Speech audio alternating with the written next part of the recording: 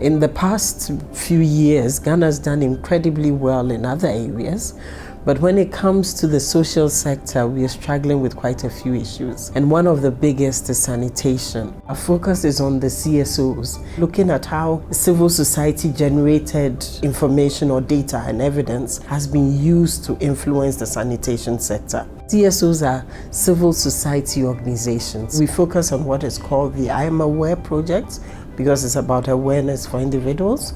And then there's another one called the District League Table, which puts districts in a league depending on how they're performing around the social indicators. Sanitation is considered one of the most powerful drivers of human development in Ghana and other places. The government of Ghana has also prioritized sanitation as a major area to deal with health challenges and support women and girls and so on. The Ministry of Sanitation and Water Resources is the government agency with the mandate of ensuring or overseeing the provision of sanitation and water for all in the country. And so we are tasked with the mandate of ensuring that we have sustainable liquid waste and then solid waste services across the country. Presently, we're looking at a national coverage of about 15%. That tells you that there's something seriously wrong. The president himself recognized that we had a problem with sanitation, and so he's made commitments to that. Establishing the ministry was a big step, and then putting resources behind the sector. But along the way has also been a lot of work between CSOs and government. As a country or as a community, we tend to be very inclusive. In Ghana, CSOs are very heavily involved in service delivery, and in the water and sanitation sector in particular, mainly because it hasn't been a big priority for government. And so it's been a source of advocacy and a lot of interest from CSOs. So really the journey started for us from the sense that we're seeing citizens are not engaging in the governance and development processes in this country. And also the fact that government in of itself, even though we've had a democracy, that should say that government should be accountable, government should be responsive. One of the questions that sort of came to us, particularly for citizens, the question about access to information and what kinds of evidence is available to foster citizens' demand, to empower citizens to be able to make the kinds of demands, and by extension, government responding to the demands of citizens. We started to say, so what kinds of evidence do we think is useful for both citizens and duty bearers to sort of look at and have a dialogue around how that evidence informs the kinds of outcomes that we all want. And so we started off collecting data around certain key service sectors that we thought were important. Once we collected this data, the question then becomes, how then do you make this data accessible for citizens? Data in of itself does not say anything, but you ought to put it in a manner that makes it more salient. And so that's what we did by doing a performance ranking of a sort to sort of rank the data, but also across geographical space. Then the question then becomes, how do you present this evidence that you have about government-owned performance around these issues? Then we sort of set up a national launch where we launched a report, and then some policy recommendations are discussed. But most importantly, because our focus also is on local government, the question then becomes, how do you get the information down to local government so that at least it generates some kind of accountability and responsiveness around those issues that we think that are important for citizens. We have been involved together with other civil society organizations like the Coalition of NGOs in Water and Sanitation. We support them and other local NGOs to collect data around sanitation. Part of that data is used to support planning at the subnational level. To a large extent as well, we try to engage government on some of its commitments. So as much as possible, we draw evidence from what is happening on the ground to be able to engage with policymakers. And we take it as far as parliamentary select committees to be able to engage with them to make sure that a number of things happen. One, that government's commitment to sanitation is delivered. And then secondly, that when government commits to increase funding to the water and sanitation sector, that it actually does so, through annual budgetary allocation. And lastly, and for us, most importantly, we want to make sure that whatever budget is released actually gets to the point of use, and that it is used on the purposes for which the funds were released.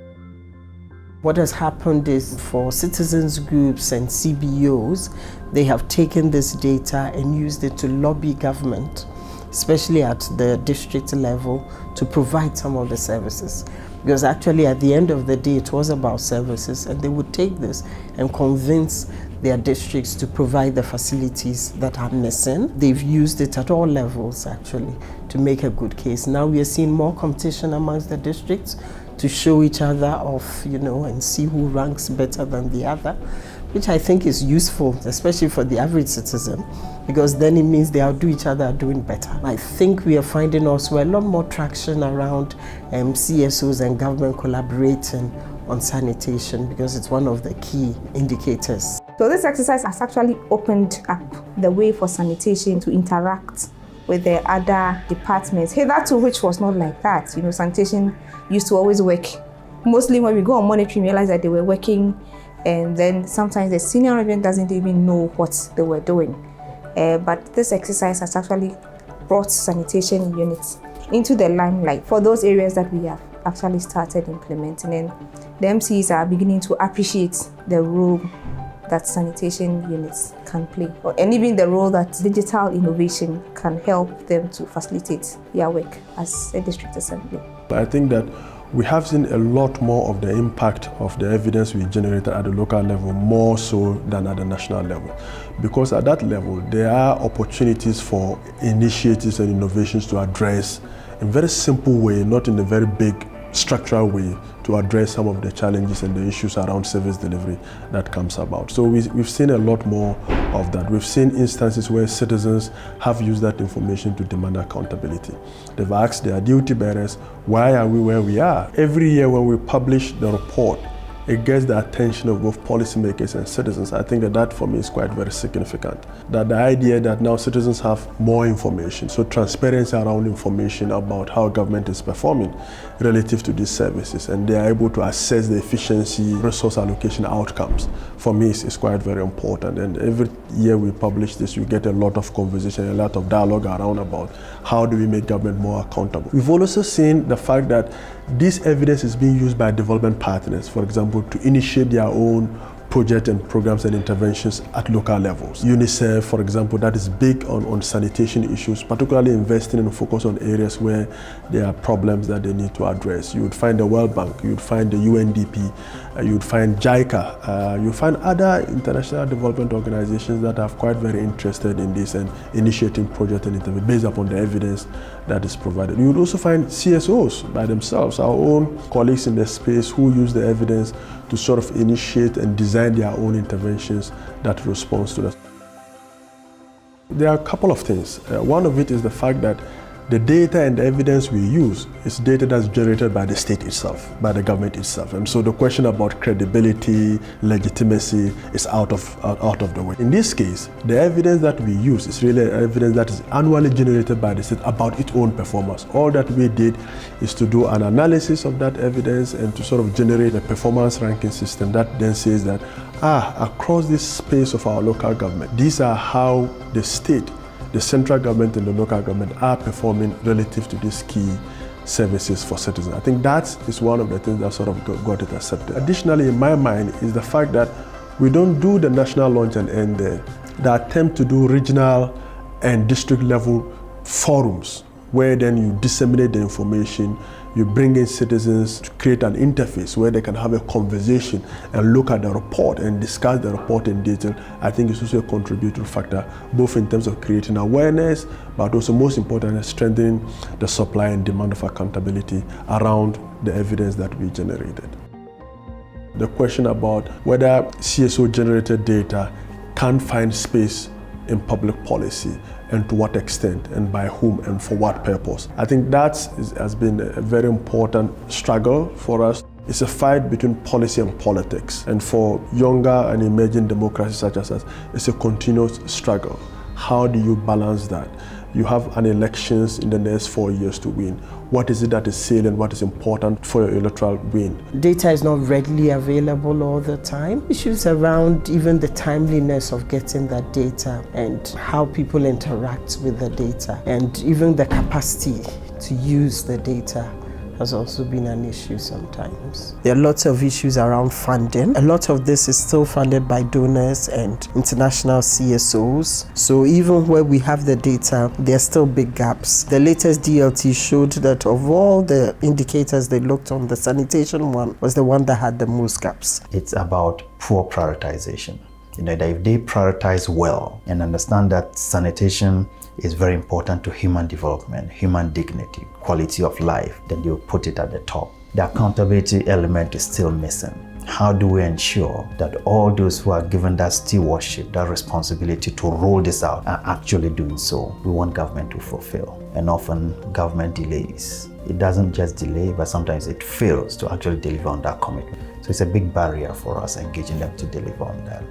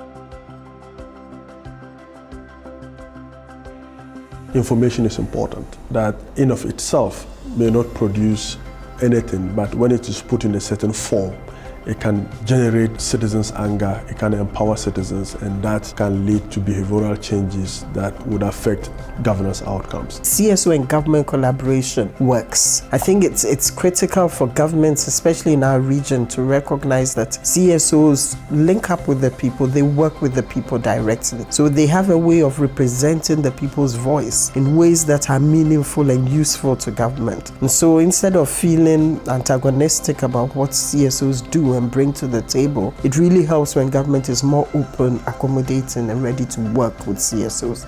I think also that it's a lesson for government to recognize that CSOs are credible, especially when it comes to information from the grassroots, but also for CSOs to learn how to work with government. Because in this particular case, they involve the government right from the start, and the data they use is actually government-generated data. So you don't have disputes around where did this data come from, why are you using it? And I think that's one of the successes of the DLT and I'm Aware programs. We're going just beyond the traditional water sanitation stakeholders to now getting the Ministry of Education, Ministry of Health, Ghana Health Service, Ghana Education Service involved in sanitation delivery.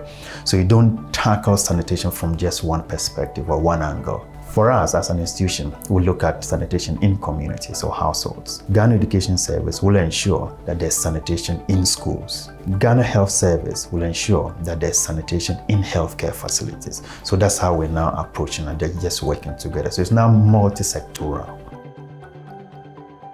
That as CSOs, you don't think that in of yourself you can drive social change without government, that you can mobilize citizens and they can drive change.